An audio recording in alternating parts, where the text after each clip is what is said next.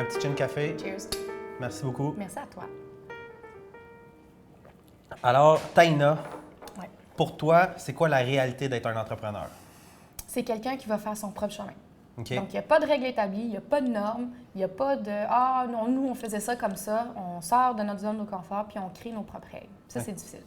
Puis ça a été quoi ton plus gros défi que tu as réalisé dans ton chemin? Mon plus gros défi, c'est de me rendre compte que c'est de surmonter ma peur que je ne suis pas capable. OK? J'ai un problème à régler ou j'ai quelque chose à faire que je n'ai jamais fait avant, je ne sais pas comment. Puis j'ai peur de ne pas réussir. Surmonter cette peur-là, j'ai réussi à le faire en me rendant compte que j'étais capable de tout apprendre. OK? Mm-hmm. Je suis en mesure d'apprendre à faire quelque chose de nouveau puis à trouver des solutions à tous mes problèmes. Fait que là, maintenant, peu importe le problème qui vient, je me dis une solution. Si je ne suis pas capable, je vais trouver quelqu'un qui va m'aider à le faire, mais je vais réussir à le surmonter. C'est vraiment ça. Mon défi à moi, c'était ça. OK. Puis ça a été quoi ta meilleure shot à date depuis que tu es en affaires? Ma meilleure shot à date, Ouais. ça a été de réussir à travailler de pair avec mon torréfacteur en Italie. Ah ouais? Ça, c'est ma meilleure shot parce que le plus gros défi quand tu importes, c'est de gérer tes fournisseurs à l'étranger.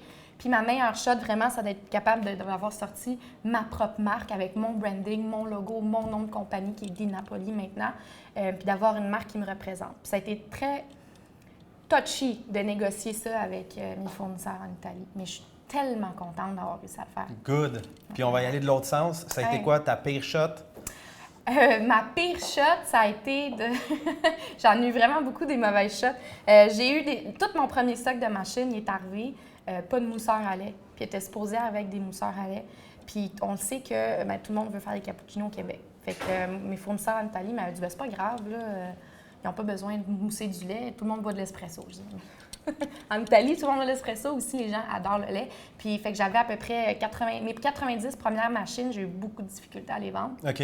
Parce qu'il n'y avait pas le mousseur. J'avais promis à tout le monde qui voulait en acheter qu'il y en aurait. Fait que j'ai dû donner des mousseurs à lait à tous mes clients. Ça m'a coûté bien de l'argent. Les erreurs, ça coûte cher souvent, mais c'est comme ça qu'on apprend. Hein? Oui, c'est vraiment vrai. C'est quoi le truc que tu aimerais donner à quelqu'un, un jeune entrepreneur, quand il se part à son compte? C'est quoi, selon toi, là, la chose la plus importante à savoir quand tu pars? Là? OK, ça va être de trouver les bons outils. OK. Je sais que ça fait super quétaine, là, mais ça va être de trouver les bons outils, par exemple, les bonnes applications, les bonnes plateformes web, puis de s'entourer, hyper quétaine, là, mais de s'entourer d'un mentor. Juste quelqu'un qui va être en mesure de dire, regarde, passe pas 25 heures à trouver un bon CRM. Il faut savoir c'est quoi un CRM. Surtout quand tu es tout seul, là, il te faut les bons outils. Fait que quelqu'un qui va dire, passe pas 25 heures à le chercher, regarde, moi j'en ai 2-3 à te proposer parce que je l'ai déjà fait ce chemin-là. OK. C'est pas obligé d'être quelqu'un de vieux, là, juste quelqu'un qui a déjà passé par cette période de démarrage immédiat. OK. Puis moi, les outils, en fait que j'ai beaucoup d'outils, ça me permet de faire beaucoup de choses, mais toute seule. Fait que je gère beaucoup de clients. OK. Puis je suis toute seule. Je gère beaucoup de stock, mais je suis toute seule.